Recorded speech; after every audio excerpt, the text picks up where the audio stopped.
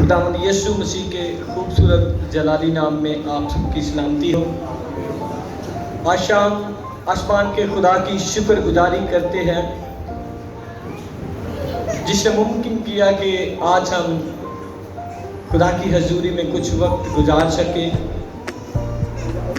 मैं आली जनाब पास्टर जमशेद मसीह साहब का शुक्रगुजार हूँ और पास्टर याकूब महबूब साहब का भी जो यहाँ के मकामी पासबान हैं, और आप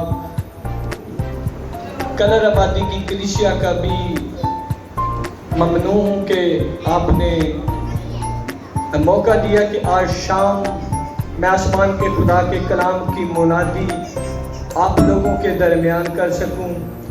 सो हम खुदा के कलाम में से अहदे अतीक में से ज़बूर की किताब ज़बूर 55 वर्स 22 की तलावत समाअत फरमाएंगे।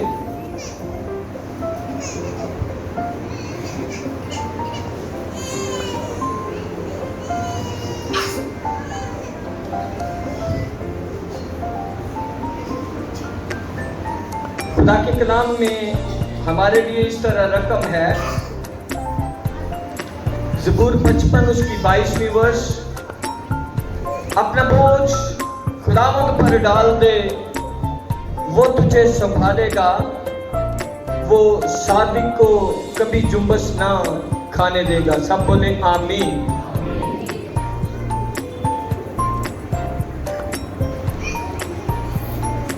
ज़बूर की किताब जिसे पोइट्री या शायरी की किताब भी कहा जाता है, और जब भी ज़बूर की किताब का नाम लिया जाता है तो सब लोगों की सोच मुक़द्दस दाऊद पर माकूफ हो जाती है। बेशक मुक़द्दस दाऊद ने ज़्यादा मज़ामीन में हिस्सा लिया, लेकिन इसके साथ साथ और लोगों ने भी ज़बूरों में हिस्सा लिया, जिसमें बनी आसफ का बहुत ज़्यादा हिस्सा है, बनी कूरा के लोगों का भी इसमें हिस्सा है, मीर मगनी के बहुत से मज़ामीर हैं, और मूसा के गीत भी इसमें शामिल हैं। चूँकि ज़्यादा हिस्सा जो है वो मुक़द्दस दाऊद के हिस्सा में आया है, इसलिए जब भी ज़बूर की किताब का तारुफ करवाया जाता है तो तारुफ करवाने वाला दाऊद ही का नाम लेता है। शायरी की और भी बुक हैं जिनमें गज़लो गज़लात है, इमसाल है, वाइज है, सुलेमान की किताब हिकमत है, और दीगर कुतब में से ज़्यादा जो शायरी की बुक है उसे ज़बूर ही से आखिज किया जाता है। तो आज हम ज़बूर 55 की वर्ष नंबर 2 पर थोड़ी देर के लिए सोचो विचार करेंगे। ज़बूर नवीस इस बात पर जोर देता है कि अपना बोझ खुदावंद पर डाल दे, अपना बोझ खुदावंद पर डाल दे, वो तुझे संभालेगा, वो सादक को कभी जुम्बस ना खाने देगा। बोझ होता क्या है? बोझ जो है संस्कृत जुबान का लफ्ज है, और रूहानी मतन में वो सारे फिक्र तरद्दुद से आजाद होकर अपना बोझ खुदा पर डाल देना। बोझ की बहुत सारी इकसाम है। हमारी पर्सनली फिक्रमंदी भी एक बहुत बड़ा बोझ है। खाना पीना ओढ़ना ये भी इंसानी जिंदगी का एक बोझ। मुस्तकबिल के बारे में, अपने फ्यूचर के बारे में सोचना, अपनी नस्लों के बारे में सोचना, और बीमारियां भी एक बहुत बड़ा बोझ है। गुनाहों से आज़ादी पाने के मुतल्लक क़ियास आराई करना फलसफा इन रियालॉजी को, नजरियात को परवान चढ़ाना भी एक बहुत बड़ा बोझ है। खानदान की माशी ज़रूरियात को पूरा करना, अपने बच्चों की एजुकेशन को डेवलपमेंट करना और उन्हें फ्यूचर में एक अच्छे मकाम पर देखना, ये भी पेरेंट्स के लिए एक बोझ होता है। और माशी एतबार से अपने बच्चों की अच्छी देखभाल करना, उन्हें अच्छे घर बना कर देना, ये भी पेरेंट के बोझ में शामिल होता है। और यूं गठड़ियों का कोई समा वाली चीज को भी उठा लेना बोझ के जुमरा में आता है। और अगर शरीयत की किताबों का मुतालिया किया जाए तो शरीयत के मुताबिक खुदा का बंदा यरमाया सिखाता है कि सब्त के रोज बोझ ना उठाया जाए। खुदा का बंदा यरमाया हमें ये सिखाता है कि शरीयत के रोज बोझ ना उठाया जाए, सब्त के रोज उन सारी फिक्रों का बोझ जो है शरीयत में सिखाया गया वो ना उठाया जाए। लेकिन ज़बूर की किताब ज़बूर 68 और उसकी 19 वर्ष का मुतालिया अगर हम करें तो खुदावंद वहाँ पर हमें ये कहते हुए नजर आते हैं कि मैं हर रोज तुम्हारा बोझ उठाता हूँ। हमें तो वो बोझ उठाने से मना करते हैं, लेकिन खुद इंसानियत का बोझ उठाते हैं। और यूसाया नबी की पेशगोइयों में से अगर यूसाया चैप्टर 9 वर्स 4 का मुतालिया करें तो किताब मुकद्दस हमें सिखाती है, क्योंकि तुमने उनके बोझ के जुए और उनके कंधों के लठ और उन पर जुल्म के आशा को ऐसे तोड़ा है जैसे मदियानियों को। सो खुदा जो है ये हमें बोझ के बारे में तालीम देता है, शरीयत हमें बोझ के बारे में सिखाती है।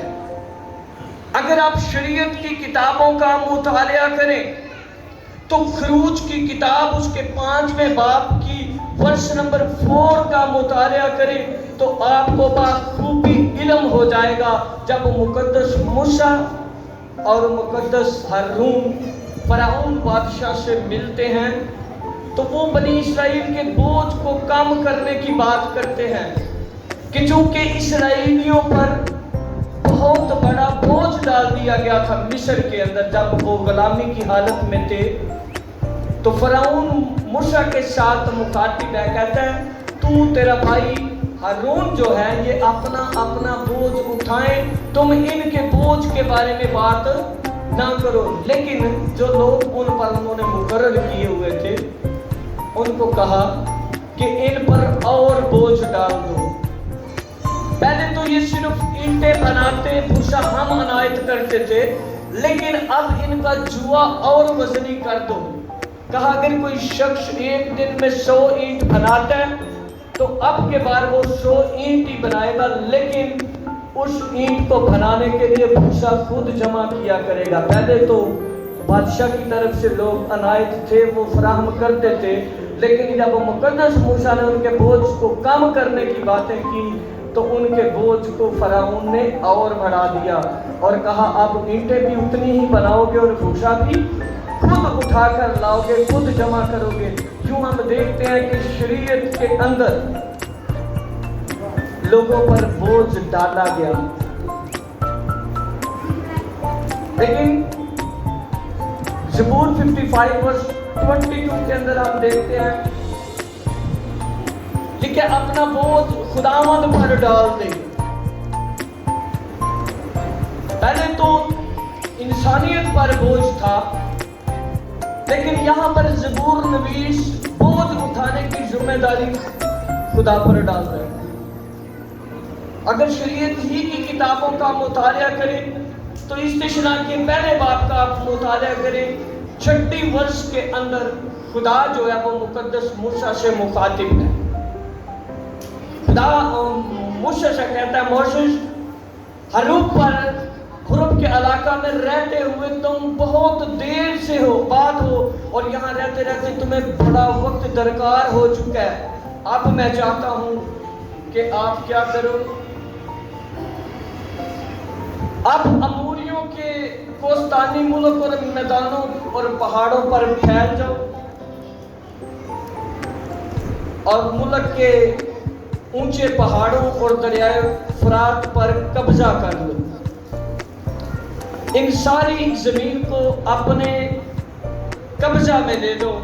और नामी आयत के अंदर मुकद्दस मूसा जो है वो अपनी कौम से मुखातिब होकर कहते हैं कि मैं अकेला तुम्हारा बोझ नहीं उठा सकता, क्योंकि मैं बोझ उठा कर थक गया हूं। जब मदियान में से मुकद्दस मूसा कौम बनी इस्राएल को मिस्र की गुलामी में से छुड़ाने के लिए आए तो खुदा मुकद्दस मूसा को एक जलती झाड़ी में दिखाई दिए। खुदा ने मुकद्दस मूसा से कहा, मूसा अपना जूता उतार, क्योंकि जिस जगह तू आता है ये जगह पाक है। खुदा ने मूसा से बातें की, खुदा मूसा के साथ हम कलाम हुआ। खुदा ने मूसा से कहा, तू मेरे खानदान का बंदा है और मैं चाहता हूं कि तू मिस्र में जा और कौम बनी इस्राएल को जो मिस्र के बोझों के नीचे दबी हुई है निकाल ला।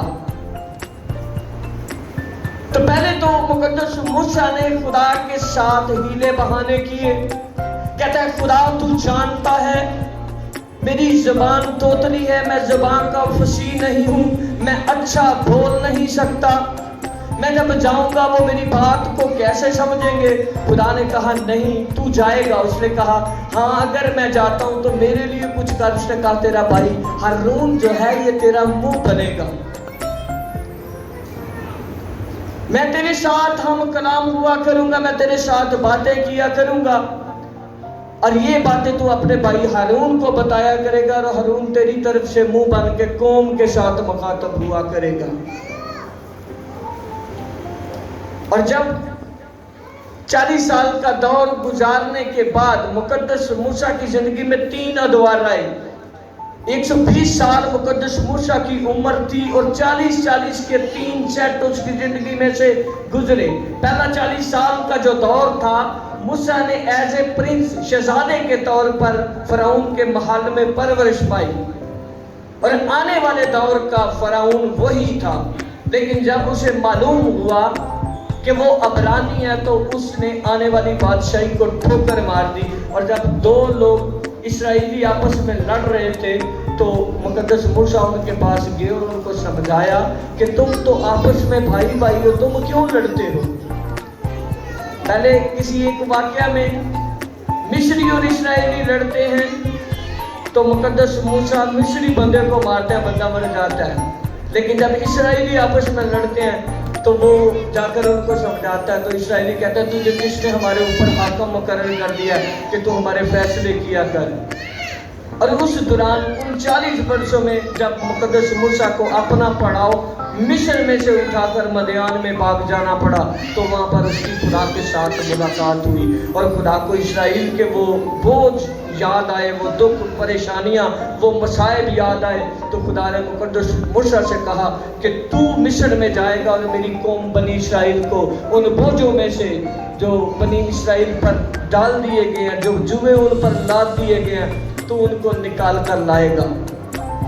तो इन सारे प्रोसेस में से जब मुकद्दस मूसा अपने ससुर यत्रुकाहिन को छोड़कर चला जाता है तो कौम बनी इस्राएल को मिस्र की गुलामी में निकालने के बाद जब वो बहर कुलजुम को क्रॉस करके चला जाता है तो मदियान में से उसका ससुर जो है यत्रुकाहिन उसे मिलने जाता है। तो मुकद्दस मूसा सारी रात लोगों के दरमियान बातें कर रहे हैं, उनके फैसले कर रहे हैं। तो बहुत देर हो जाती है और इस दौरान उनका ससुर पूछता है, तुम सारी रात क्या करते रहते हो। तो वो कहता है, मैं तो इनके फैसले करता रहता हूँ, इतने ज़्यादा। तो उसने कहा, मैंने तुम्हें एक बात नसीहत के तौर पर बताई, अगर तू उस पर अमल कर ले तो तेरा बोझ कम हो सकता है। उसने कहा, बताओ मैं क्या करूं। उसने कहा, तू 50 के 100 के छोटे छोटे ग्रुप बना ले, 500 के ग्रुप बना ले اور ان گروپوں کے چھوٹے موٹے فیصلے جو ہیں وہ قاضی کر دیا کرے، اور جو بڑا فیصلہ ہو وہ تیرے پاس لے آیا کرے. یوں تیرا بوجھ ہلکا ہو جائے گا اور تیری زندگی آسان ہو جائے گی. اور جب حورب پر خدا مقدس موسیٰ سے مخاطب ہوا استثنا کی کتاب کے اندر، تو خدا نے اسے کہا کہ اب کیا کر، تو اور تیرے لوگ یہاں رہتے رہتے کافی عرصہ گزر چکا ہے، اب کنانیوں کے اور اموریوں کے ان پہاڑوں پر، ان علاقوں پر دریائے پار ہیں، جا کر قبضہ کر لو. تو مقدس موسیٰ نے قوم کے لوگوں کو بتایا اور کہا کہ میں اکیلا تمہارا بوجھ نہیں اٹھا سکتا، کیونکہ میں تمہارا بوجھ اٹھا اٹھا کر تھک گیا ہوں. تو وہاں پر اس نے ایک ٹیم تشکیل دی، یعنی اس نے قاضیوں کو مقرر کیا جو قوم کا بوجھ مل کر اٹھائیں. ہاللیلویہ. کسی نہ کسی دور میں کلیسیا پر بوجھ ڈالا گیا، اور اس بوجھ کو کم کرنے کے لیے خدا نے اپنے لوگ بھیجے. اور کلیسیا کے اندر ایسے ادوار بھی آئے جب لوگ بوجھ اٹھانے سے تنگ آ گئے. اگر آپ ایوب کی کتاب کا مطالعہ کریں تو ایوب کی کتاب اس کے 7ویں باب کی ورس نمبر 20 کے اندر خدا کے کلام میں اس طرح رقم ہے: اے بنی آدم کے ناظر، اگر میں نے گناہ کیا ہے، اے بنی آدم کے ناظر اگر میں نے گناہ کیا ہے تو تیرا کیا بگڑتا ہے؟ تو نے کیوں مجھے اپنا نشانہ بنایا، یہاں تک کہ میں اپنے آپ پر بوجھ ہوں؟ تو میرا گناہ کیوں نہیں معاف کرتا اور میری بدکرداری کیوں نہیں دور کرتا؟ ایسا وقت بھی آتا ہے جیسے مقدس ایوب جو ہے وہ خدا سے کہتے ہیں میں اپنے آپ کو، اپنے بدن پر، اپنی ہڈیوں پر اس گودے کو، اس گوشت کو بوجھ محسوس کرتا ہوں، میں کھڑا نہیں رہ سکتا، میرے بدن کا بوجھ بھی مجھ سے اٹھایا نہیں جاتا. یوں میں ایسا فیل کرتا ہوں کہ میں اپنے آپ پر ایک بوجھ ہوں. اگر میں خود بوجھ ہوں تو پھر میں قوم کا بوجھ کیسے اٹھا سکتا ہوں؟ آج کے دور میں بھی بڑے خاندانوں پر اپنے خاندان کا بوجھ ہے. وہ اپنے خاندان کی معاشی ضروریات کو پورا کرتے کرتے تھک چکے ہیں. وہ بیماریوں کے بوجھ میں پھنسے ہوئے ہیں اور لگاتار مسلسل کئی سالوں سے بیمار رہنے کے باعث اتنے لاغر ہو گئے ہیں کہ ان کو ایسا فیل ہوتا ہے جیسے وہ اپنے بدن کا بھی بوجھ اٹھا کر نہیں چل سکتے. اس لیے خدا کا بندہ زبور نویس کہتا ہے اپنا بوجھ خداوند پر ڈال دے. کس پر ڈال دے؟ خداوند پر ڈال دے. اپنا بوجھ خداوند پر ڈال دے، وہی تجھے سنبھالے گا، وہ ساتھ کو کبھی جنبش نہ کھانے دے گا. ہاللیلویہ.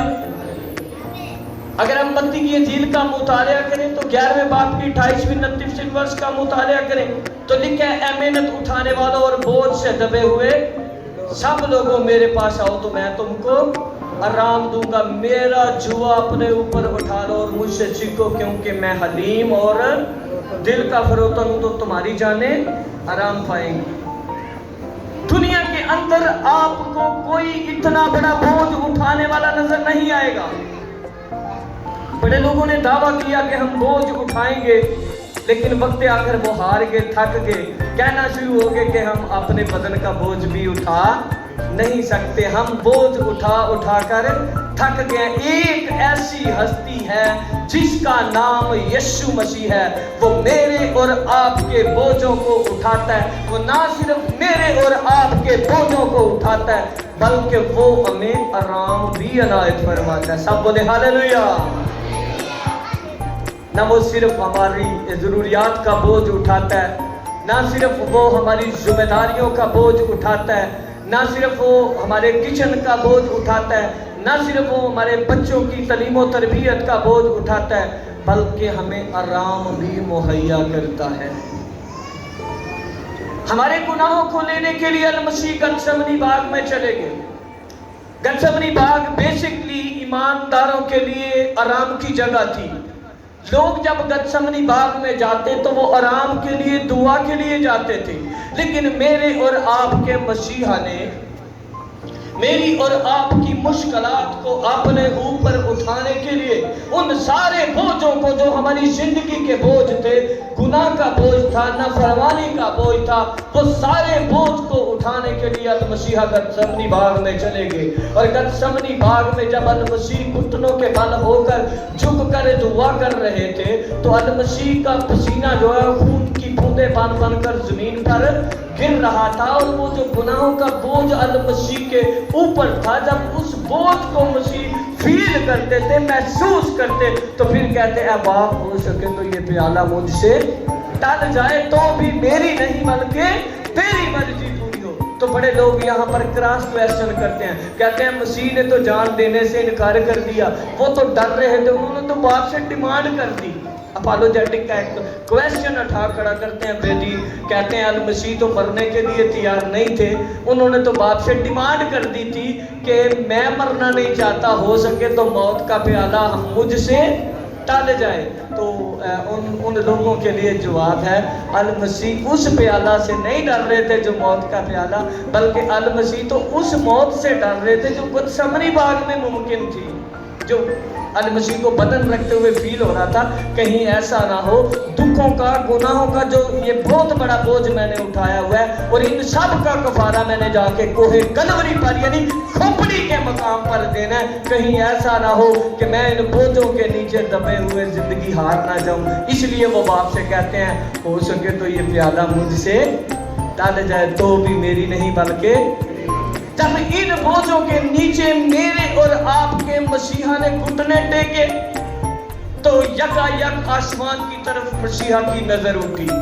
مسیحا نے آسمان کی طرف دیکھا تو لوکا کی انجیل اس کا 22واں باب اس کی 43ویں ورس بتاتی ہے کہ یسوع مسیح کو ایک فرشتہ آسمان پر سے دکھائی دیا جو پراپر اسے تقویت دے رہا تھا۔ ہاللیلویہ! کیونکہ خدا جانتا تھا، باپ جانتا تھا کہ جو بوجھ میرے بیٹے کے کندھوں پر اس وقت ڈالا ہے وہ گناہوں کا بوجھ ہے۔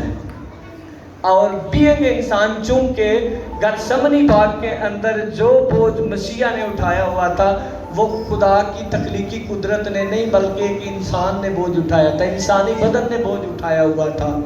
چونکہ نجات کا سارا کام ایک انسان کر رہا تھا، چونکہ اگر آپ بائبل مقدس کا مطالعہ کریں تو پیدائش کی کتاب کے اندر میں پتہ چلتا ہے کہ آدم نے گناہ کیا، اور گناہ کے سبب سے خدا کی حضوری میں سے آدم کو نکال دیا گیا۔ جب آدم کو باغ عدن کے مشرق والے دروازہ میں سے نکالا گیا تو میرا اور آپ کا مسیحا جو ابن آدم ہے وہ اس آدم کی رفاقت کو جسے عدن سے نکال دیا گیا تھا مشرق والے دروازہ میں، المسیح گتسمنی باغ میں مشرق والے دروازے سے داخل ہوئے، تاکہ جو بات باغ کے مشرق والے دروازے سے ختم ہوئی ہے وہی بات باغ کے مشرق والے دروازہ سے شروع ہو۔ آمین۔